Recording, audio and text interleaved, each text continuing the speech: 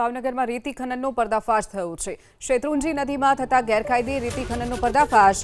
એલસીબીની ટીમે 97 લાખથી વધુનો મુદ્દામાલ જપ્ત કર્યો છે। હિટાચી મશીન, ટ્રક સહિતનો મુદ્દામાલ જપ્ત કરવામાં આવ્યો છે। ભાવનગરમાં ફરી એક વખત રેતી ખનન થતી હોવાનો પર્દાફાશ। શેત્રુંજી નદીમાં થતા ગેરકાયદે રેતી ખનનનો પર્દાફાશ કરવામાં આવ્યો છે।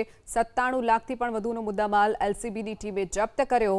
હિટાચી મશીન, ટ્રક સહિતનો મુદ્દામાલ જપ્ત કરી અને વધુ તપાસ હાથ ધરાઈ છે।